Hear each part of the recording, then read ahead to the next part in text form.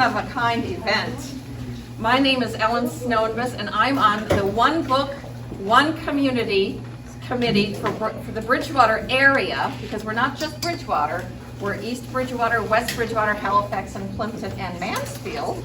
We all read the same book and learn from it and talk about it. And of course, this spring, we chose a fascinating book that many of us have already read called You'll Never Believe What Happened to Lacey by the comedian Amber Ruffin and her sister, Lacey Lamar. And it's crazy stories of racism.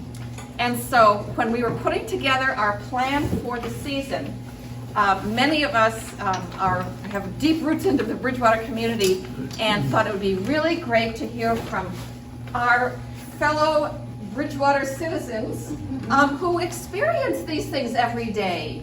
And I think it's such an important conversation to have all over the country. So if we can start this here in the Bridgewater area, maybe since this kind of thing can grow.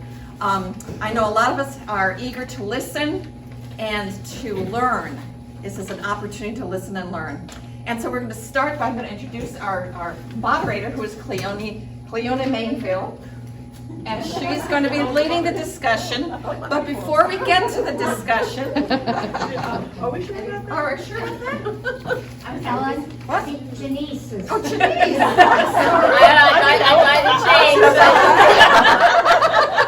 This just shows I was like, okay. Clarification is always a little bit of an issue. I'm very sorry. That's okay. My mistake, obviously.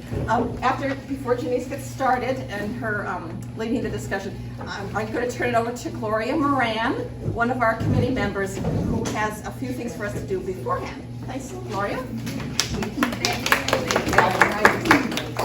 We welcome Bob Richards this morning, and if any of you are at the senior center, you know he provides wonderful, wonderful music for us.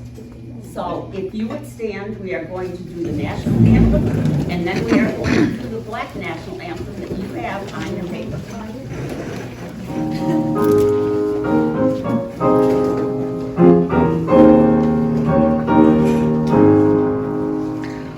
Oh, say, can you see by the dawn's early light what so proudly we hail at the twilight's last gleaming, whose broad stripes and bright stars through the perilous fight o'er the ramparts we watched were so gallantly streaming, and the rockets red glare, the bombs bursting in air, gave proof through the night that our flag was still there. Oh, sailors, that star-spangled banner yet wave o'er the land of the free and the home of the brave. And now lift every voice and sing.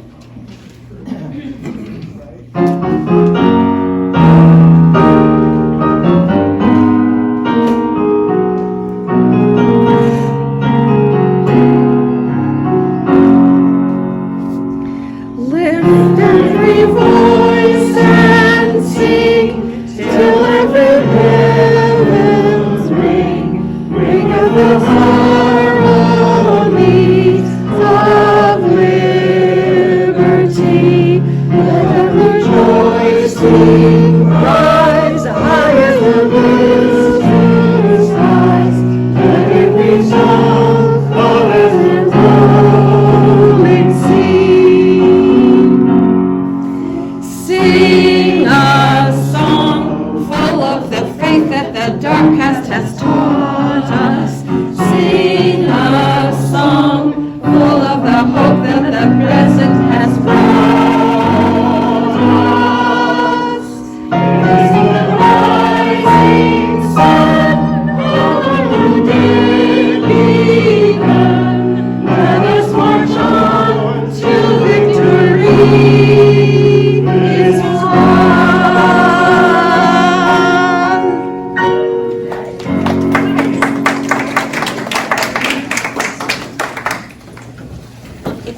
also say that we owe this opportunity to have this to the Massachusetts Cultural Council for their grant, and also the Bridgewater Cultural Council for granting us a grant.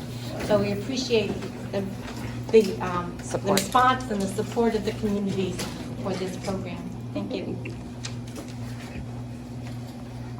And if I'm taking pictures, it's just to be able to record for the grant that this actually happened.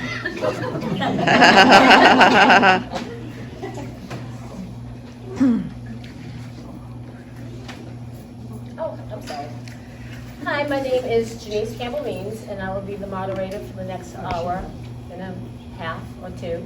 I am currently the chair of Bridgewater Communities for Civil Rights, and I am also co-chair of the Juneteenth Committee. So I would like the panel to introduce themselves, and we will start down.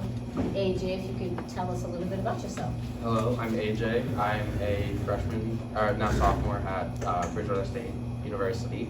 I major in theater arts and happy to be here. Hello, my name is Fran Eric. Call me Fran for short. I am a student, a junior at Bridgewater University. I major in child education and also major in psychology. And I'm glad to see y'all today. I'm happy to be here. Hi, my name is Doris Campbell, and I live in Bridgewater. I just about 50 years, but I'm happy to be here. My son's going to pick me up because I got to go away, I think, around 11 o'clock. But I just wanted to be here with everyone. Thank you. Hi, my name is Frances Adakwa. I was made an honorary student at Bridgewater State University. I also, as you can see, was nominated 2023 Brockton Phenomenal Woman. And I am a member of the WIN Committee. Hi everyone, my name is Cleone Mingo. I'm going to give a little bit more background so that you can understand what my answers may be different from others. So I've been in Bridgewater since 2007. I am the founder of DICE. I started that organization after my son had a racial incident at school.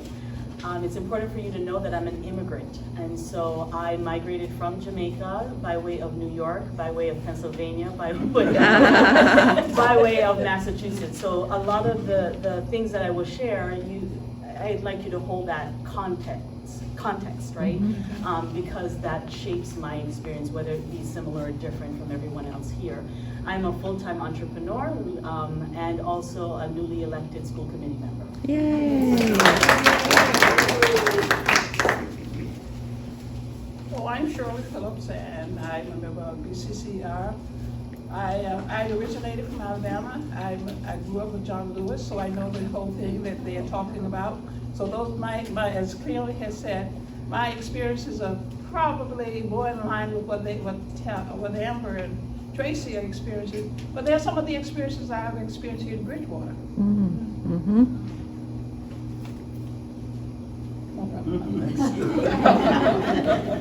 Hi, I'm Bob Richards, and I originally hail from Charleston, South Carolina, where I grew up, and from there to Fisk University, where I studied music, and became a music teacher, public school music teacher, retired now, and happy to be here with you on this occasion. Aside from music, I was always get A's in history because I was always on top of the racial situation coming from Charleston. Yes. And so I think our experiences have been broad and much like the ones that you are familiar with, and which made the book all the more touching and expressive. So I'm happy to be with you this evening, and my love, as you can see, is music, and anything musical I can help you with, it'd be my very pleasure. If we could ask everyone to really project, because the sound system in the room doesn't seem to be working, and we've got this cooler noise going on in the background, so I'm sorry to have to ask you to really speak loud. Thank you. You did not hear me? We heard you. So I guess we are going to start with the most obvious question to the panel. And I think we'll just go down the line, you know, and I'm gonna start with Cleone because I'm interested to know how did you feel about the book and the stories? Were they relatable? Okay, so I will say I did not get to finish. You know, as a school committee member, what you just started is a lot of reading, but so I'm halfway through the book, and the stories. There's so many. I could relate to the shopping experience. I can relate to some of the employment. And some of them I didn't even realize, experiences that I had, I didn't realize it was a racial experience until I read that. I said, oh, okay. You know, and some of them were just so outrageous, right? The parts that I could not relate to has to do with the fact that in Jamaica, it's a predominantly Black country, right? I migrate to New York, and I migrate to a community that is, I think at that time, one of the most diverse places in the world. So I wasn't anything special. Everybody was, you know, had some unique perspective and experience, and a lot of immigrants in that space. And so the racism just doesn't pop up in these blatant kind of ways as it does here in the story. And some of the things we just accepted as was. I didn't know how much of it had to do with race or just being teenagers, right? We kind of expected to be followed in the store. I don't know if it was race or it's a bunch of teenagers and they're going to steal the candy, right? So some of these things you kind of saw as everyday things. It didn't bring any alarm. It was just what it was. And then others were a little bit blatant, but my experience is very different from my children's experience who were born here. Bridgewater is an amazing town, a lovely place, but I can't relate to their experience because I didn't have that experience. And it's the same way in this book. The things that are very forward and blatant, I did not have that experience. Yeah. Okay. Right. I'm gonna move to the younger side. The youngest one's in the room probably. So we'll start with AJ and then we move on to Fran. We actually did not read. We didn't get a copy. We weren't told we needed to. But Okay. but according to what I've heard, the story, the following one of the story. Yes. I've experienced that many times growing up, and to a point where I actually confronted the person who was following me, and sorry, my fault. I confronted the person who followed me, and I asked them, why were you following me? And they were like, well, we just thought you had something in your pockets. They had me empty my pockets out, and it was like a whole shebang. And I was like, well, clearly you didn't find anything, so what were you looking for? And they're like, well, I'm sorry, sir, I thought you were one of the guys we're looking for. And I was like, can you describe the guy? And he was like, black. Yeah. And I was like, and it shook me because I was like, well, what else? Is this my skin color that concerns you? What else concerns you? And it was very, very interesting to see. And I was going to, you know, having, you know, in this generation, I have a couple white friends, and whenever I go out with them, there are certain places they tell me not to go because they know, like, if you go here, you're not going to be accepted, or you're not going to be, you know, welcomed in the way you should be welcomed. There are some parties I don't go to that I know it's why it's not safe for me here. It's very interesting to see how my white friends know it also, and like, Fran, you should stay home. You should probably not come. And I honor them. I thank them for that because I always want to be welcome and safe. Like, I'm here with you guys. I feel safe here. But I know there's some places I cannot enter. Some towns I cannot go into. Yeah. On top of that, I would like to, with the shopping as well, I always am very conscious about like where my hands are. I don't like to keep them in my pockets because I fear that people are going to look at me and think that I do have something or I'm concealing something. So I just try to, but it's my natural resting state for me to just put them in my pocket. It's more comfortable. So I have to be conscious of that. And I think that's kind of disgusting. Can I piggyback on that? I was just gonna bounce on that Yeah. too. Yeah. Go ahead. Yeah, I'd like to say something about that, because I'm from Florence, South Carolina, And it's really tough, because the first thing as parents we have to teach our kids is 10 and 2. And you know what I'm talking about. When you're being stopped by a police officer, keep your hands here, your tone, your manner. It's heartbreaking that you still have to do that. And I have a husband who is from Ghana, and up till today, he still has to do that. And he's 61. Wow. Yeah. So I actually learned, so my mom and dad always taught me to never frown or a straight face. You keep a smile on your face, make sure you seem less threatening, and always keep your voice calm, because if you don't, you're gonna get shot. Exactly. And that's exactly what she told me, Yeah. word for word. And so I was like, man, gosh. And I wanted to piggyback on what you're saying. It's almost like, so I grew up assimilating, right? I grew up in Jamaica, and one of the primary language or dialect is Patois. My parents were very deliberate about erasing that. They wanted me and my siblings to grow up in a way that we would be less threatening. So if you hear, oh, she's so eloquent and she's all of this, I've been trained from very young. And I did the same thing to my children. I did not realize what we were doing, right? It was just to kind of make them a little bit more acceptable, right? My husband is of Haitian descent. I'm Jamaican, and my daughter's name is Olivia, and my son's name is Logan. And we did that because we didn't want them to be judged from their names, right? So it's this kind of thing. Even to the store, my children knew from very young, do not run in the store, do not have a bag in the store, and make sure it's clear that, like, if they have a bag, their receipt should be hanging on the outside. And it's just like, that's what we do. It didn't feel like a burden. It's like a woman going out in the parking lot, right? In nighttime. You kind of put on your armor and protect it, but does that stop you from showing up every day? Do you live this life of burden? No, it's kind of what you do. And that's why I wanted to piggyback on that. Like, I've indoctrinated my children from young, right? You will never hear my kids raise their voice. You will never hear them be too rowdy, and you will not be running in public because they're gonna think you stole something. So, and they're 13 and 15, living in Bridgewater. I'd just like to comment on what Cleone has said. My first experience with this kind of language was when I came to Bridgewater, and my son was I think he was in kindergarten or first grade. And one of his teachers called me in and says, well, your son needs speech therapy. I said, why does he need speech therapy?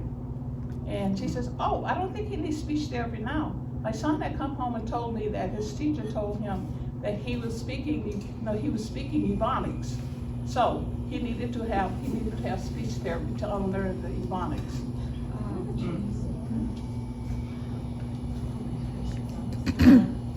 Well, I just want to, I think I was, a long time ago, I was on my way to work, like 6:30 in the morning, and I had to rent a car. So I said, I'm gonna be very careful, with the police and everything. So time to stop, I did. So went on down the street, and the next place I had to stop. And then you pulled me over, and, so I said, no, why is he pulling me over? I'm doing the speed limit. I was watching everything, because I had another car. And he pulled me over, and I said, why? First thing you asked, why are you pulling me over? I was going fast, and he wouldn't answer. So I did it 3 times while he pulling me over. So finally, my driver's license. So I gave it to him. He said, that's it right there. Oh, he never answered my question. He said, oh, you're Joel Campbell's mother. And that was it, because my son went to school with him. And so that's what he did. But see, he only did it because, Joel was other than that. He wouldn't have bothered with me at all, And I said, for the rest of the day, anyway, to get to work, the buses in Foxborough, to get to work, it's like I was beaming, like talk to myself all the way to work. Now, why did he do it? But it was just something that he knew he was doing wrong, because another car was in front of me. He did the same thing to the to the man. So I was something else I wanted to tell you, but I forgot. We'll come back. Okay, I'm gonna go down to Bob. Yes, my turn. Yes. Yeah, one of my experiences after college, I settled in New Jersey for maybe 50 years. That's where I was engaged as a music teacher in public schools. Outside, a little louder? Yeah. As well as being a music teacher in public school system, I was also burning the candle at the other end by performing at night in clubs and restaurants and whatever I could find. Well, I finally found a place where I could play not only the jazz that I like to play, but also the classical music that I learned while I was in college. And so I was able to make a debut with both of those kinds of music, you might say. I think the story about the Green Book, did you see that on TV? Well, that was one of the guys that was my music hero, because he too took classical music that he had learned and went it together, they call it fusion nowadays, with jazz and popular music. And so it was quite an interesting combination. But that's always my goal, was to put both of them together. And so his name was Donald Shirley. And I think he too came from the islands originally. And in any event, and of course, traveling in the South, you had to know where to go. That's what made them use the Green Book as such. And so I didn't get a chance to do all that touring like he did, but his experiences were very similar to mine. And most recently, I think, the one that has made a difference, special difference in my life, was a place in New Jersey, West Orange. Some of you might have heard of it. It's like this: West Bridgewater, there's West Orange, East Bridgewater, there's East Orange. And I lived in South Orange, but I performed at a place in West Orange called, well, maybe I should not use the names. I'll say it without using the names for protection. Anyhow, it was a very aristocratic, high-class place who would appreciate the kind of art that I brought to them, because, as I said, I mixed the classical music that I played with the and church music that I played with the popular music that was playing, songs of Nat King Cole, Ella Fitzgerald, and Frank Sinatra, and all. These are the things that I grew up with, and so we were able to mix that and make an even better presentation. At least I thought. But no, there are others who thought that too, and Donald Shirley was one of the biggest person on the market that did that kind of a thing, and why he was able to travel around and receive all of these accolades. So, but what I'm getting at was I became very popular at this high-class place in West Orange, that they began to get more blacks coming to the restaurant. And not knowing that I was attracting more blacks, it was kind of after it happened, after they dismissed me, that I figured out that this was the real reason. The reason they used was because I couldn't help singing sometimes when I played. It was just, I kept myself, I thought I'm not supposed to sing. I'm just supposed to play. It's background music for the diners, candlelight dinner music, as it is so called. And in any event, very abruptly, one day they came in and said this would be my last day. And I was definitely surprised. Certainly business had been picking up, especially.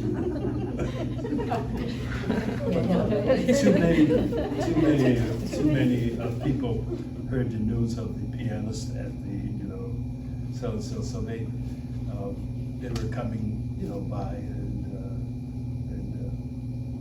however, the boss, you might say, the people it was a family-owned restaurant, were very racist. I hate to say it, but they're very, very strict and very. I guess I don't know what it is that made them feel threatened, but they kind of nipped it in the bud before it got out of hand, I guess. And then as the reason I had to, get out of there.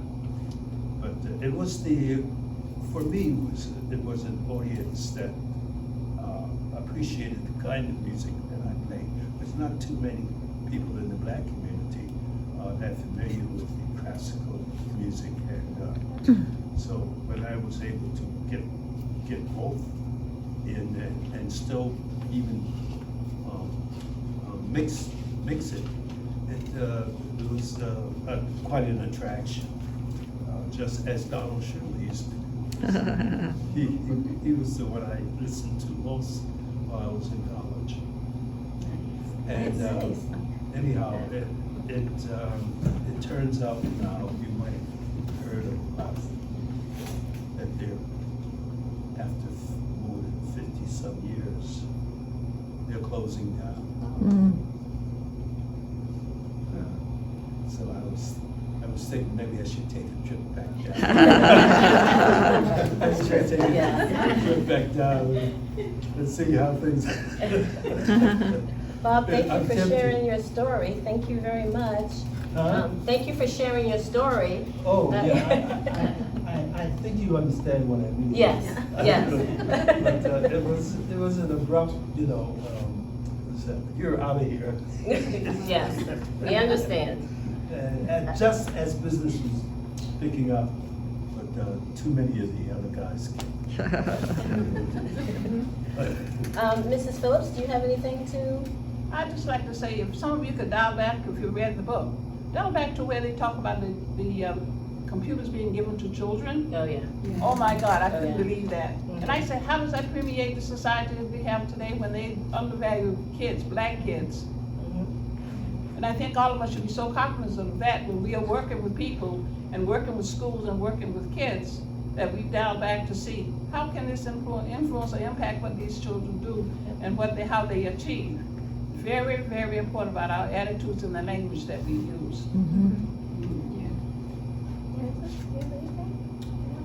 Well, I have a little story I wanted to share, if you guys don't mind. My daughter, she actually went to a high school, and was told that she would never be able to get into college. So I don't understand this. She was high honors, made 2016 Miss Massachusetts Homecoming Queen, got into Bridgewater State University, so honored, high honors across the board, and she was also 2023 Phenomenal Woman. So I don't know. I'm trying to figure out what went wrong there. She is now the district director of the very school that told her, That's hold hilarious. on, for the Congressman Lynch. So she's the district director for Congressman Lynch, for that very school. She goes back there and she doesn't rub it in the face, but I want you guys to know, please don't let anyone tell you that you can't do something, because you can. She was straight honest. I just wanted to throw that out there. When we talked about the mermaids. Yes, yes. So if you didn't read it, go back and read that section. For me, this book was entertaining as well as triggering. This is my mother, and I was raised in Bridgewater. We won't. I don't know if anybody remembers Woody's nursery school. Okay, that is where I went, and I just have this vision because I don't think I could go to public because of my age, because my birthday was in October, so they wanted to make sure that I didn't miss a year. And I have this image, and I did not share this with my parents until like way later, in a corner with this white woman over me. What is this? What is that? What does this mean? What does that mean? And I just had that image. So needless to say, that image stays with me. This image also stays with me. I was accepted into the school, and Woody's had this, what do you call it, station wagon that came around and picked you up. And I remember graduation day, I was the queen of graduation. I had on my blue dress, I had on my white gloves, we had to sing a song, I acted it all out. I was,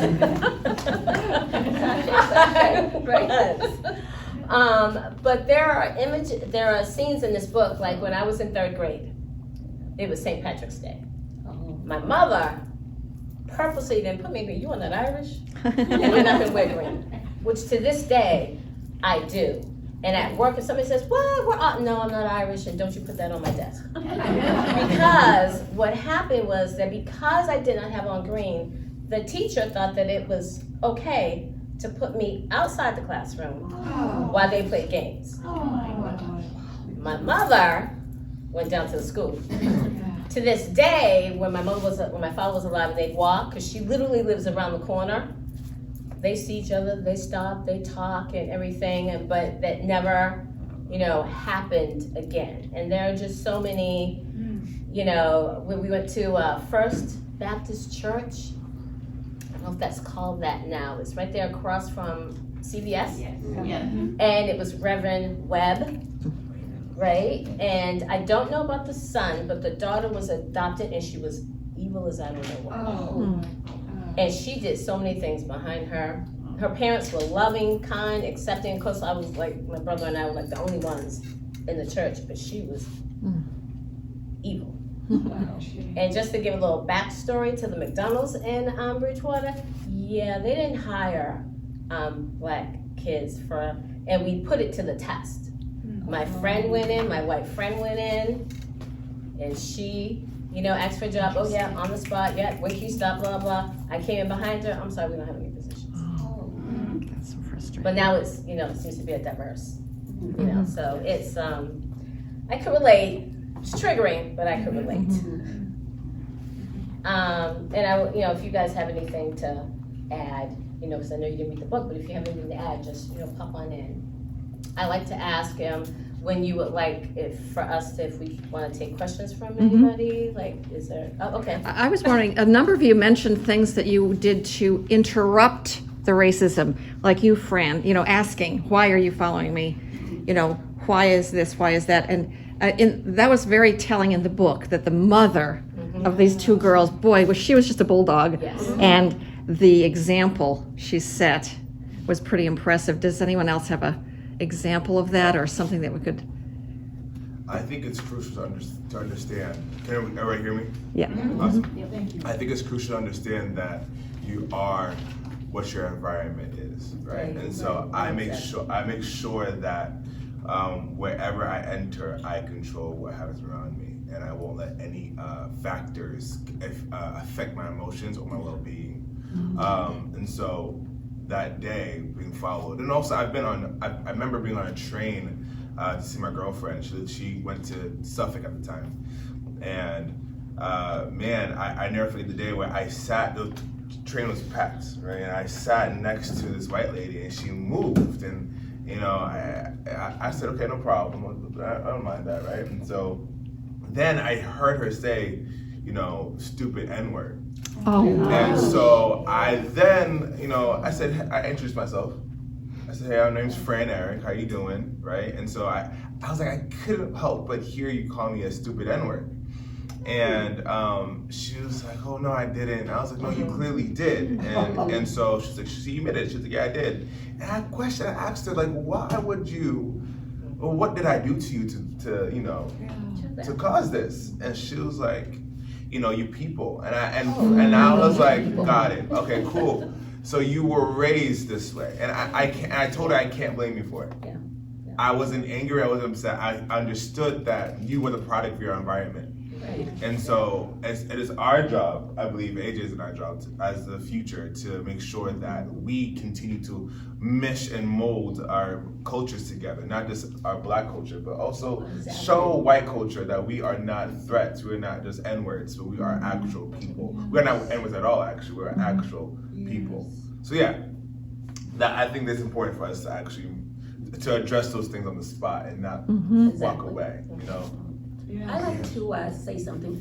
As a student at Bridgewater and senior college also, I mentioned that. My daughter told me something too. She was on the board and she had young men come from out of state, the inner city, and how they told her about things. It really saddened her of the things that they had to go through, poverty, at home, and then go to school and had to also deal with certain things like this. But what was really positive was she was determined whatever she would do is to make sure that everyone had a better life, that she would do her best.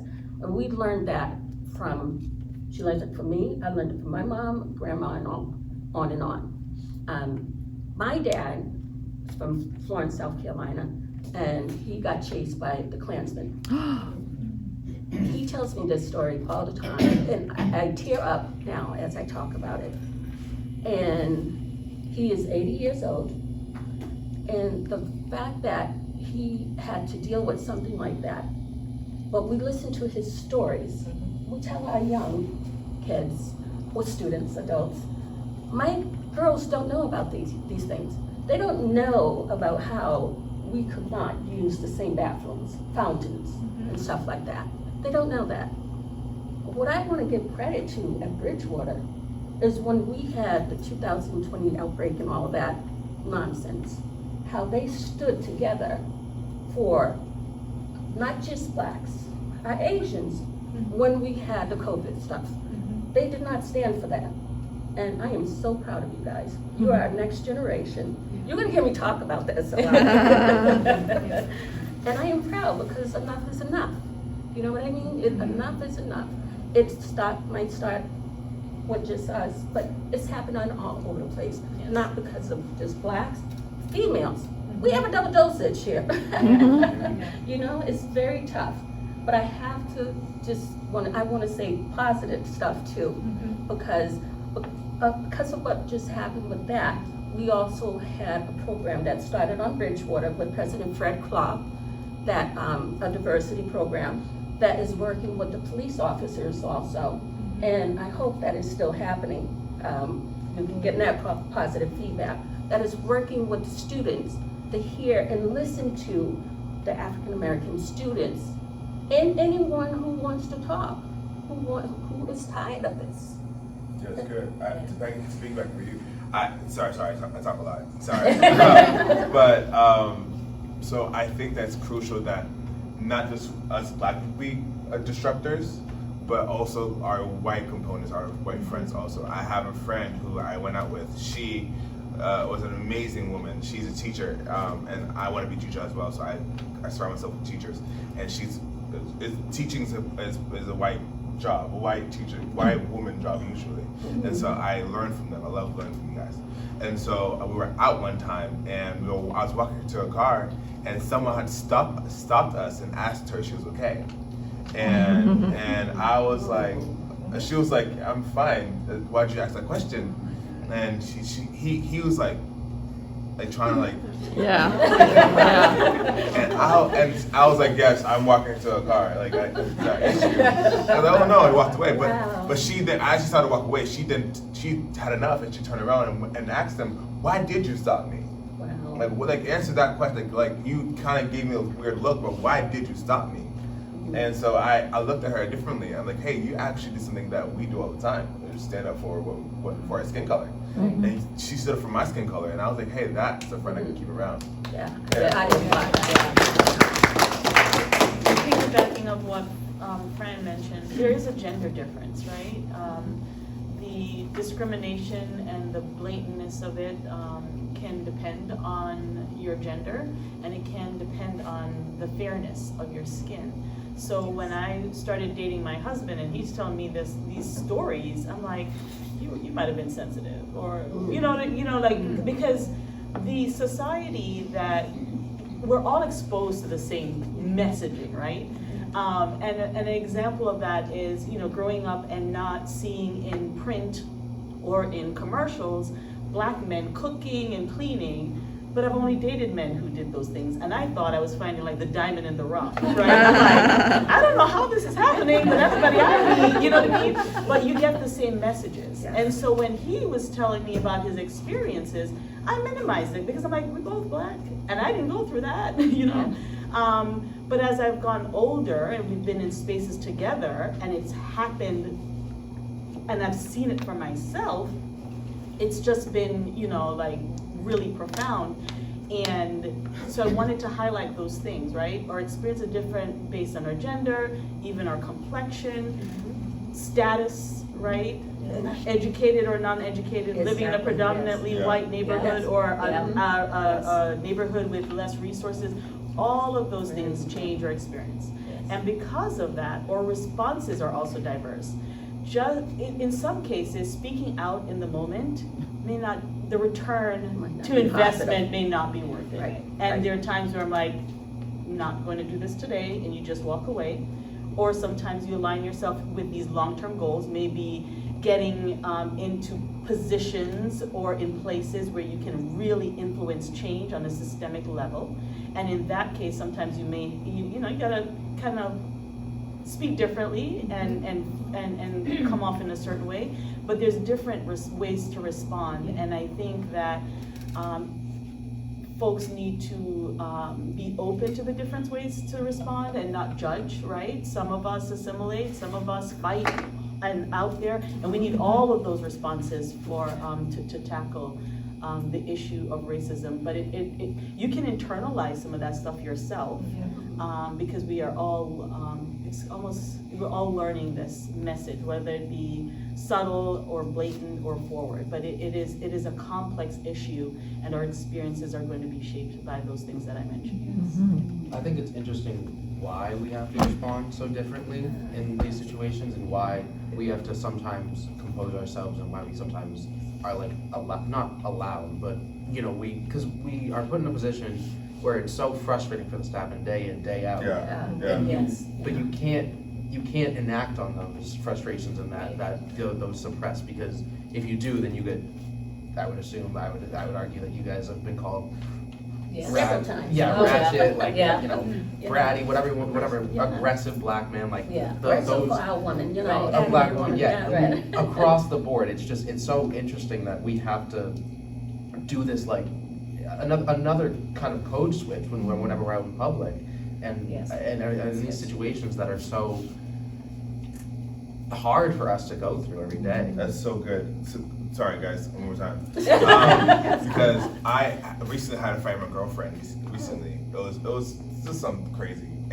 And I had called her, aggressive out of my mouth. Oh, you found my hyper. Yeah, no. And the second I said it, it's like it went dark. She went crazy on me, and I was like, "What did I do?" Because in my household, so I'm a very factual person. When I said aggressive, the way she approached me, I meant to say passion, not aggressive. So, but I don't mind the word aggression though, because the way I approach you, I can be very aggressive the way I do it, but not violent. Right. But because society has made this word aggression a very terrible word for black people. Negative. When I told her it triggered her to a way where I blacked out. I couldn't see anything. It went lights out, and I couldn't. She was wailing. She was screaming at me, and I understand. I understand. She's traumatized from society, and I picked at something I should have never touched in the first place. You triggered her. Yeah, I did. You triggered her. I did. Yeah. And it's what you're saying. Like we have to approach things differently because of how society has built us as a race, as a culture. Right. Could you talk about code switching? And not everybody's going to know what you mean by that. I think it's interesting. I can tell you that code switching is how we as black people, like when we just, hey, how you doing? What's going on? Oh, well, and then at work it's like, how are you? Yes, I'm fine. Yes, I will have a report for you. And then turn around, girl, did you hear what she just said to me? It's like, there's this whole skit. Yeah. I think it was on Saturday Night Live, and it was girl. And, and they were like, it was a panel, and so they gave out a thing, and then it was like, girl. And it was, but for me, and I think if anybody saw it, you knew what they were talking about. You knew their feelings. So that's code when we have to switch what makes you feel comfortable and how we feel comfortable. Right. So that's what code switching, and it happens a lot for us in corporate America. And so when you said, I think it was AJ, when you said, what did you say about? You said code switching. Yes. So for me, when it's a new doctor, a new employer, a vendor on the phone or whatever, it's fine. Because then when they meet me, it's different. I thought she was white. Yes. So that's definite code switching, and it triggers because I'm like, really? Like my grandfather always told me take an interview call on the phone. Yes. Never do a face to face until they see you. Right. When they see you, they're like, oh, you're black. Yes. That's okay. That doesn't match Right. your voice and how you answer the questions. Because we've actually learned how to cope with the way you guys process and hear us. That we kind of trick y'all in a way. Like, hey, And then you asked, how do we, combat this? Well, my mother, every year, every month, was up at the school, complaining about something that I came home to. Fast forward to when I had my child. I'm up at the school all the time, fighting the teachers. Why? I remember one teacher, because Justin would get his work done like that, and then be bored.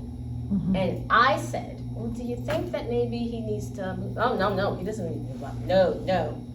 And clearly he did. But there was just no way that could happen. And when you talk about allies, now I was in a job a couple of years ago. It was very because she was, who I reported to was she was a Karen and she was racist.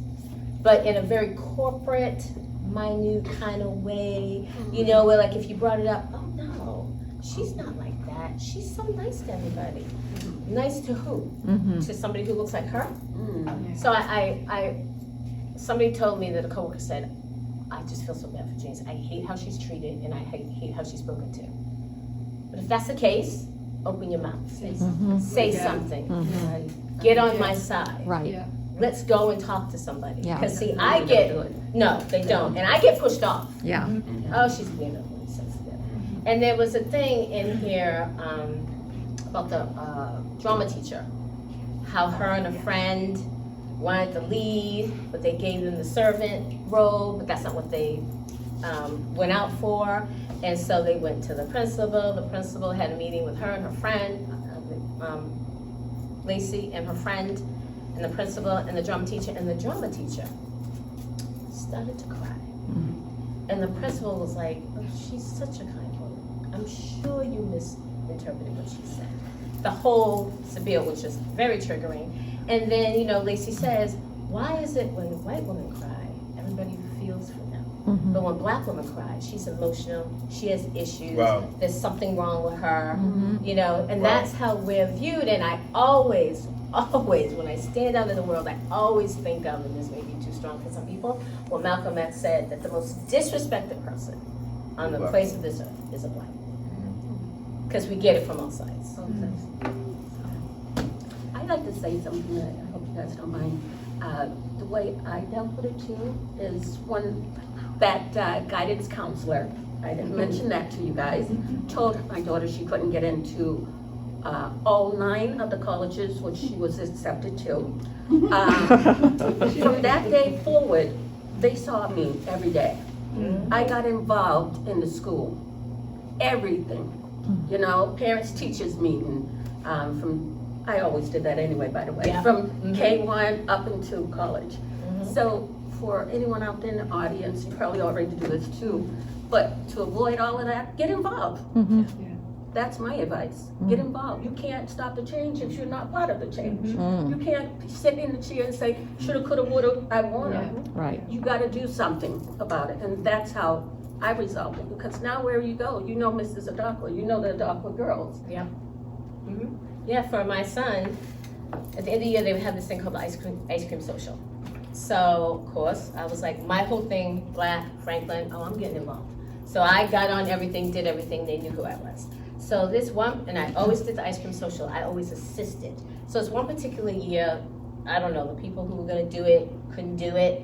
And so, can anybody help? That's what it was, could anybody help? So of course, I was like, oh, I didn't wanna do it this year, but I'll step up and I'll help. Why did everybody disappear and it was just me? Wow. Everybody disappeared and it was just me. So I was like, okay, I got you. So I, you know, there was like, you know, I got people to donate the ice cream, the jimmies, the toppings. Hey, DJ, take some money off your thing. I did so much, and then I got volunteers. And then the next year, I did the same thing, and I got volunteers. And then, you know, when he, you know, graduated and moved on to 6th grade, I'll never forget this. I walked into a Christmas party at somebody's home. And I guess somebody said, oh, Janice. And somebody said, Janice, are you the Janice from Parmenta? And I was like, oh, Lord, what? Yeah, I was like, you know, what, did I say something that I can't remember? And I was like, I am. She goes, you're the Janice ice cream social woman. She goes, we can't do what you did. And I was like, yes, that's right. You can't do what I did. They needed several people to do what I did, but you walked away from me and left me with everything. He was like, oh yeah, you know, because you wanted it to fail, but I wasn't going to let it fail. I just wanted to say a long time ago, I don't know, maybe I was 16, but you never forget. See, that's it. Yeah. So I walked into the store and I was looking around, and this lady, the sales lady, white, you know, so she, what are you doing? And I said, you know, I'm just looking right now, if I want to buy something. No, you're not. I saw you take it. And she said that, let me see, she wanted to go into my pocket. See, this is something you'll never forget. You know, so I said, no, I said, I was just looking. No, let me go into your pocket and see what you bought.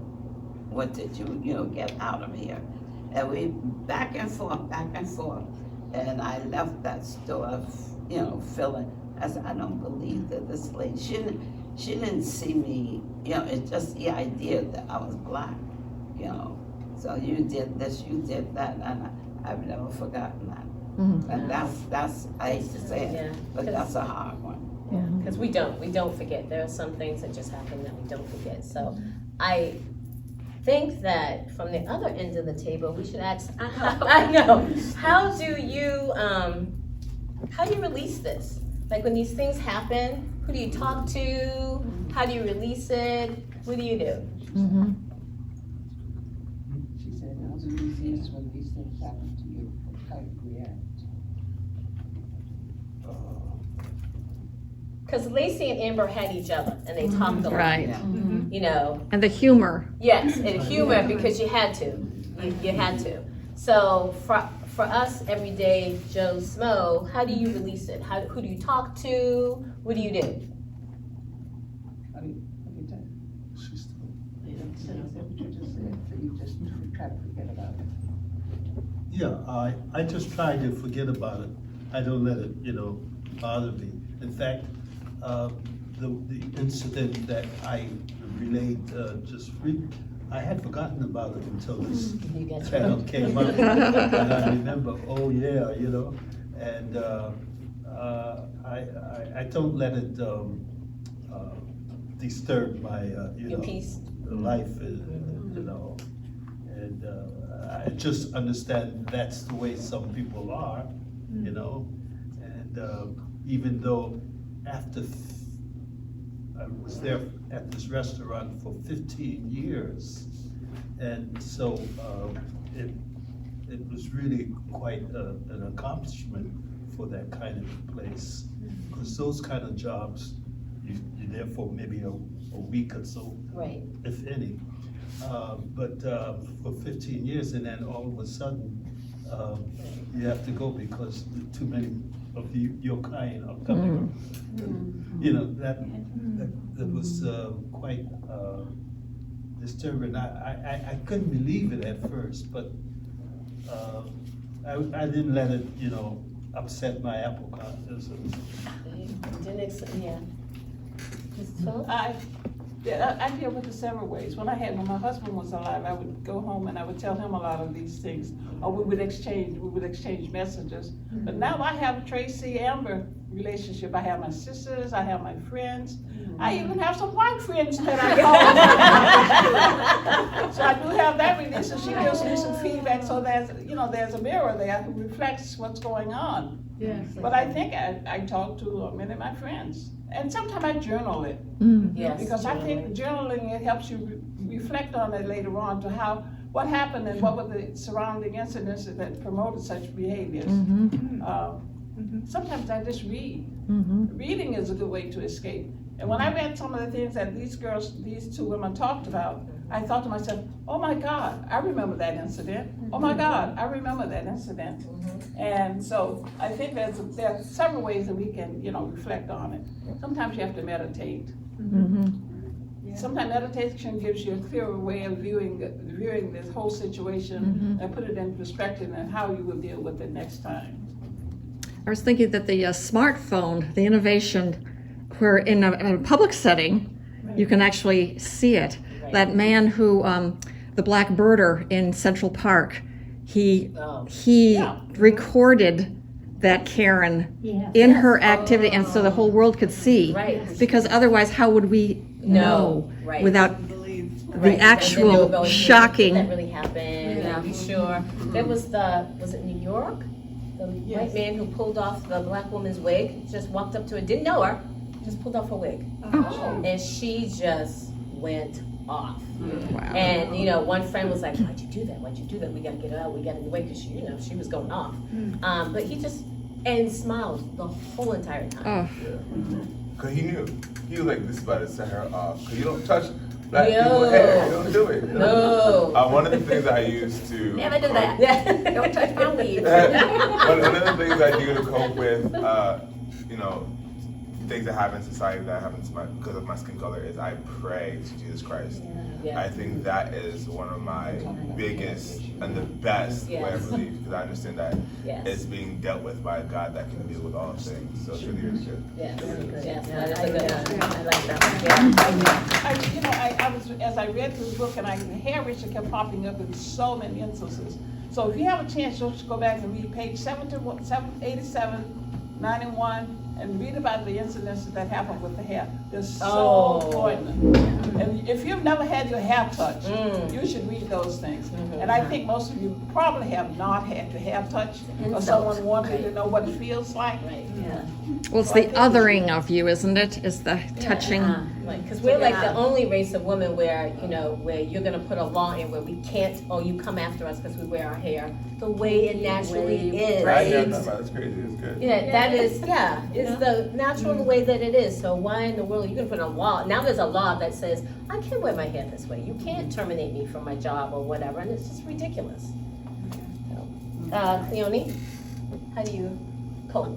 So all Or of vent. the reasons, the coping mechanisms are in place. I've adopted them, right? Sometimes you're desensitized to some of them, but it's always important to have a community around, because one thing, as you hear these stories, I do want to leave you with the fact that we're filled with a lot of joy. Like, we're not running around with our heads down. We celebrate big, we celebrate large, you know, like, we're filled with a lot of joy. And even as we process these incidents with each other, we look at them as, it's a loss for those who feel that way. Like, it's almost, sometimes in some spaces, like, there is, the world has a 3-dimension, and when you have that way of processing the world where you feel threatened by difference, you're missing out on something. And in some places, we're like, that poor person, like, you know what I mean? So it's all of those things. Having a community is really helpful. But I do want to leave you all with, there's a lot of joy in our food or music, the way we get together.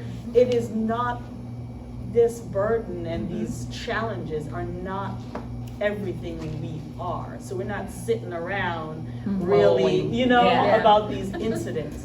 Another thing I wanted to come back to a little bit is around code switching.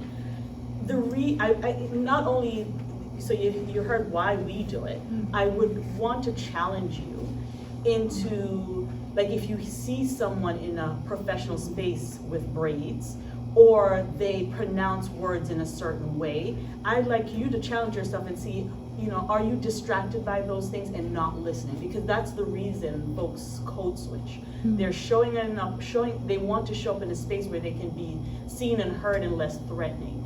And so you understand that, but it's something that you need to listen to for yourself. Right? Are you distracted by a Southern accent and automatically thinking that that person is not very smart?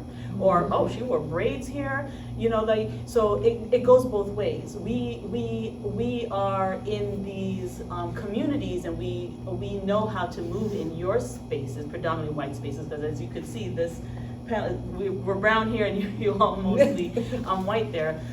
But because we have that understanding about what is acceptable, and you'll see it in meetings. I've been in meetings, and the meetings flow because we all have this kind of playbook, and you know how to, you know, kind of talk and so forth.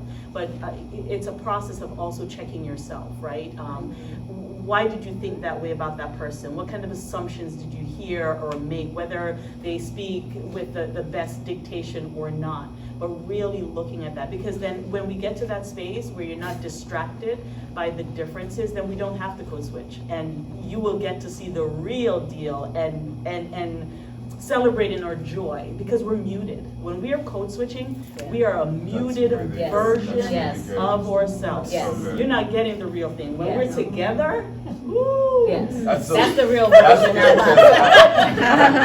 Oh, sorry. Okay, give my phone. Is this one of the banned books? Go ahead. No, it's not banned yet. No. I'm sorry, what's your name? Did you have a copy? Yeah, I have a copy. I have that too. What is your name? Anita. Anita? Yes. Anita, what is your question? It's not a question, it's just a comment. Okay. And it's that, when you're talking just, you did a few seconds ago, it's an adaptation. Everybody does it, no matter what color you are. We adapt to in-your-face situation. It hasn't, I don't think it has to do with culture. It's the human nature. I think it's to the degree, because women will code switch when you're in a predominantly male environment. It's to the degray. Right. Right, It's but you a big adapt gap to for the us. moment that you're dealing with, whatever, man, woman, whatever color we are. I think that's the human nature of it, that's my comment. You know, we all have to do it, we have to adapt to the situation at hand. I just had a question for is it AJ and Fran. When a little old white-haired lady comes to talk to you about anything, do you feel that we're code switching or you're code switching or? No. Because I taught in Brockton for like 25 years, and I found myself, there was code switching going on all the time. And I'm with you, Cleo, is it Cleone? That there's joy on both sides. We are a joyous group of people here too. And a lot of us are elderly, so we grew up with thoughts, don't go in the pool with black people, don't, you know, the whole thing. So we're both struggling. I'm struggling to try to figure out how to talk to you. Yeah. And you're trying to. But my question to you now is, why do you feel a need to code switch? Because I'm nervous that I'm going to say the wrong thing. Okay. Or I'm nervous that. Being honest.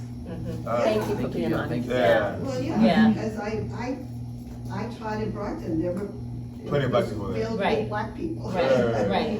And I'm comfortable, it's this whole idea of I don't want to, Offend. I don't want to offend. So my thing is, code switching was built, we do it to make sure that we fit into your society correctly, right? And you're saying you yes. code switch into our society. Yes. So my question to you is, what do you do? Like, how do you code switch? Because what we do is, quote unquote, we sound white, right? So what is your version of sounding black if you code switch? Okay, so I might reference music, or I might reference all the books, because I had read most of these.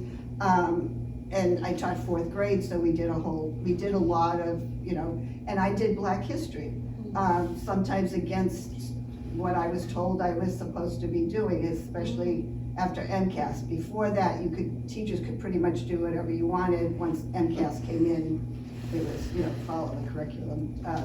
So I would do that, but it's little things like, okay, I'm gonna give an example. My granddaughter is like 5 years old, and she said to me one day, "We're lucky." Wow. We're lucky. And I said, no. Wow. Yeah, so I said, no, you know, we're all lucky, everybody's whatever. And we go to this place called Urban Air, it's outside of Hartford. And so there are a lot of people of color, because the town she lives in, there's no color. Very little diversity. So anyways, we're at this place, Urban Air, and she's playing, and she starts talking to, you know, she's playing with kids, and she starts talking to this mom.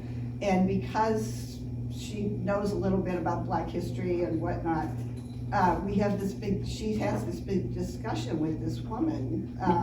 And the woman comes over and says, you know, I'm so glad that she knows about, you know, people of color have to worry about things, because my granddaughter was worried about Black people. You know, she's like, they could get killed, so this whole thing. So I went over to talk to the woman, and in my mind, I'm like, You're nervous. Yeah. You're nervous. It's interesting, because I think that as white people try to adapt or try to collide with our culture, that we are very cautious of how we are approached, because we don't trust every person that we meet. I've been, and not to your approach, you're doing well, I would say, because you are teaching you're teaching your child, who will eventually meet my child, how to treat my child correctly. I don't think the change will happen now, because we're here. This is where the mixture begins. But eventually we'll be one big old pot. And in my head, I see like when mom's stirring up a pot that she just put stuff in, right? And so we are beginning to stir it up together, but you kind of can see the differences in the pot. But once you get a good stir in, right, you begin to see it as one color. So I think you're doing well by teaching the next generation, but this generation, we are learning to really mix it right now. Does that make sense? Yes, it does. Now, the other thing I wonder about, like at school or wherever, at Bridgewater State, do the blacks all hang out together, or do they? At Bridgewater? Yeah. Oh yeah, we definitely mix. I mean, yeah, we definitely mix together. I would say I have made plenty of white friends in Bridgewater, and also I want to commend the white teachers at professors at Bridgewater University. Like I said, my major is child education. Yeah. That's predominantly a white woman major, and of course my professor was a white woman. And I had to, at the end of the last class, I had to go to her and thank her for not making me feel like I didn't belong here. Because it did, at first it felt uncomfortable because I was the only black man in the room. And so it was very few black men teaching. Exactly. Yes. And I mean, I thought I'd say at least one or two, but I was the only black man.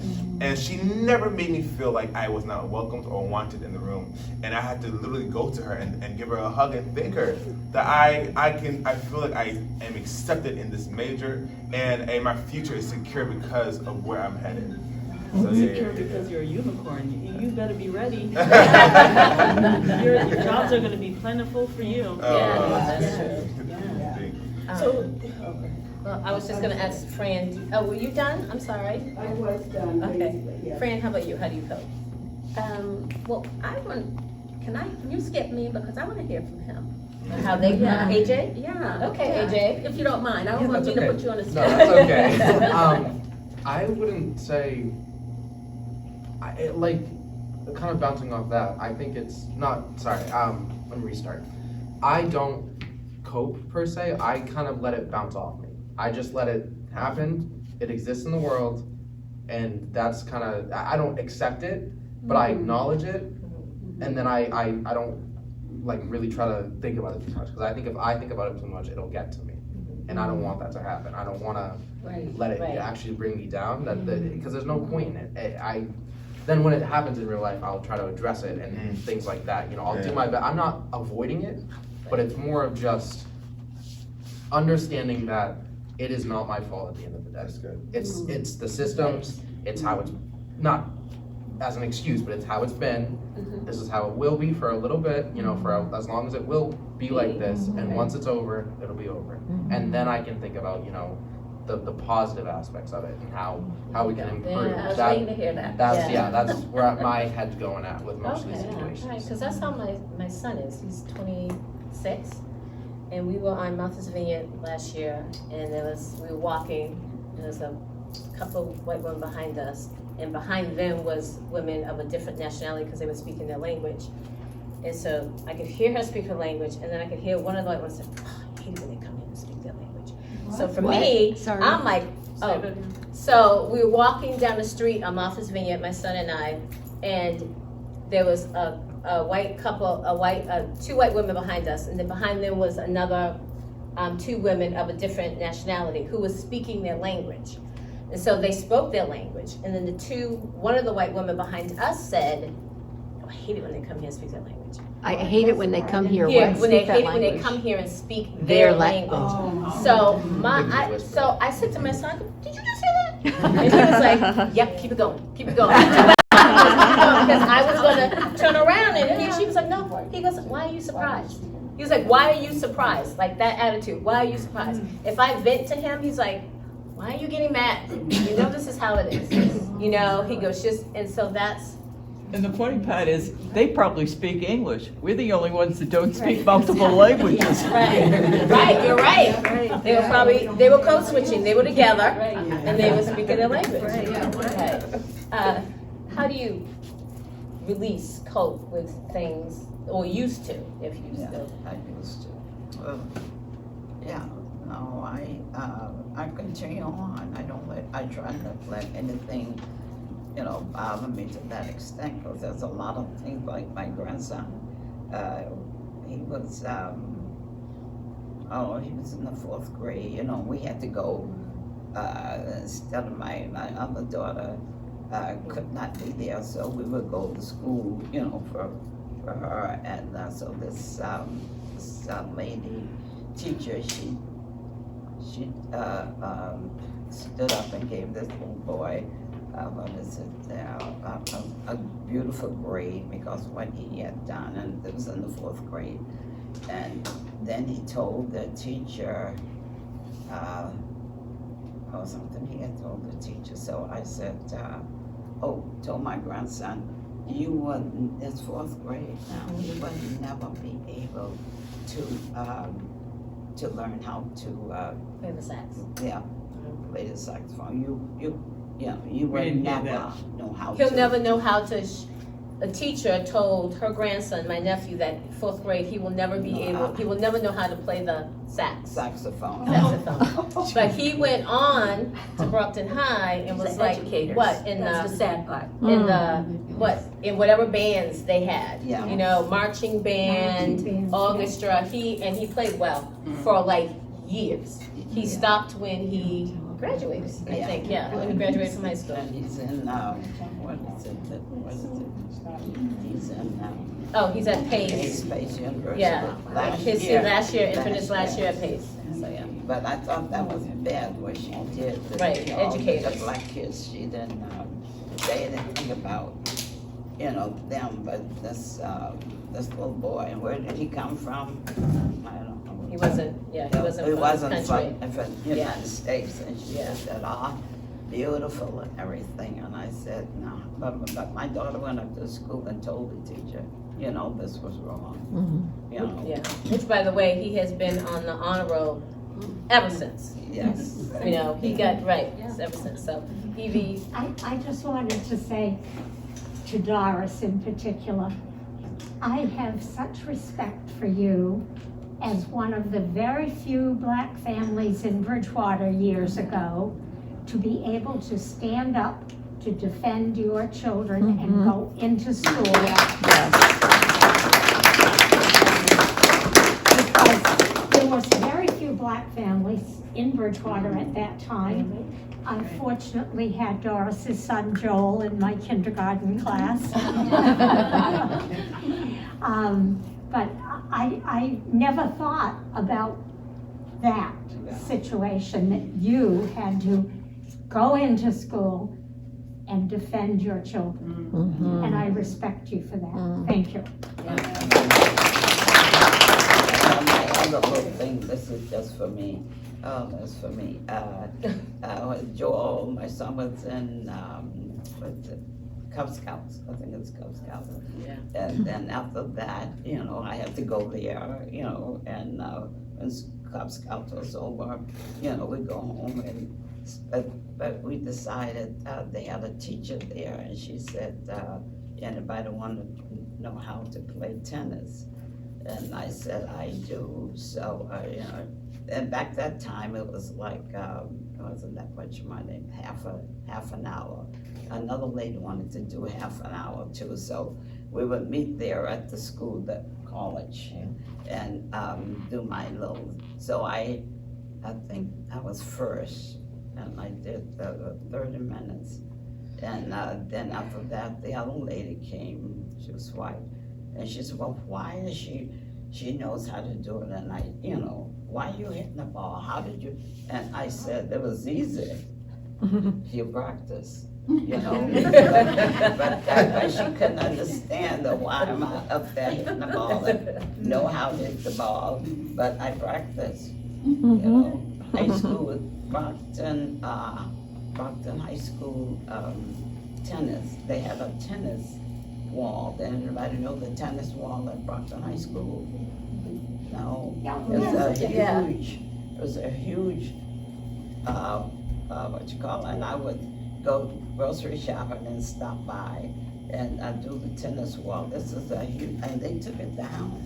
There's a lot of things, I enjoyed, but that was one of the things, but this lady just couldn't get over that I can, you know, I can do tennis. You know, I said, I Strong just woman. practice every day. Even at my house, I did it. Janice, I don't know if you want to speak to the Juneteenth celebration where we're honoring families like the Campbells and the Phillips and the, Beverly, Daniel, Catherine, Daniel, all of the resilient families from Bridgewater, and that Yeah, for in honor Juneteenth, of- we're having a part of the program where we are calling up the families, and we've got pictures and we're putting them into the book, and just honoring them because they brought up their families in the 50s, 60s, and they endured and still and didn't let us know what they were enduring, and raised their families to go on and do well. So yeah. June 17th, date and time, please. Yeah, I know, right? What? In the book, there's a Juneteenth relationship between an incident that happens in Omaha that relates quickly it relates to Juneteenth. But they were having the celebration, and of course, all black folks are rowdy when they get together. You expect violence. So go back and read that incident that parallels to Juneteenth. Yes. I think you'll see a good relationship between the two incidents. Yeah, I think so. Yeah. So I want to. Yeah, I think. Yeah, I want to open it up. Oh, okay. So yeah, Evie. Oh, I have one more thing. I would like Bob. Bob, can you hear me? Yes. Okay. I would like you to share with these two young men what grade you were in when you first went to an integrated school. You told us the other day. Maybe I'll stand up so you can hear me a little bit. I was in Charleston. I grew up in Charleston, South Carolina, and we had a school in the downtown section of Charleston where not too many black people were living except as domestic workers. But if you were down there, you had a certain time to be there and get out. The situation. However, because my father worked down there all the time as butler, yard man, and everything else, and so we had certain schedules that we had to follow. But the school building was in the downtown section, and sometimes there would be incidents on the way, just going back and forth on the way to school. And in any event, we were, I guess, an eyesore for their purposes. And what happened when the Supreme Court 1954 decision came up on desegregation, and the famous lawyer, what's his name? Thurgood Marshall? Sure, Thurgood Marshall, yeah. Actually had a victory at that point. And so the reaction of the education department in Charleston was to get those guys out of there, it seems. Right after that decision came down, we were told that we could not stay there in that building. We had to go uptown where all the other black schools were. And so they sent us up to a school called Burke High School, which were all black. And uptown and out of there, here you might say. But in any event, that was 19 around 1954, actually, when we had to move. Couldn't go to that school anymore. It was downtown in the wrong section, you know. And so that's one of the things that my first experience that impact my whole community. So that was the first real thing that I say gave me the feeling of a little bit uncomfortable. Why do we have to go to school up there? You know, all that kind of thing. In any event, we made it uptown and went to Burke and graduated and everything. Now we have a nice happy reunion of the people who went to the school downtown. It's called Avery. And we went, those who went to Avery, we've had reunions and of course nice meetings since then. But that was the situation that I had to deal with as a youngster.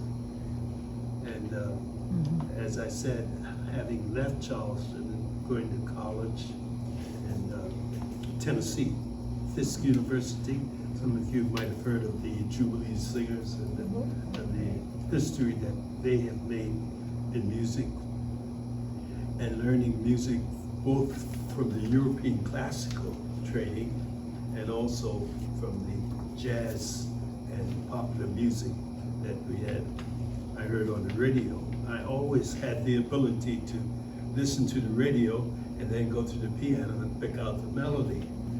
And so those things really helped me quite a bit, because most of what I learned from ear by playing, myself.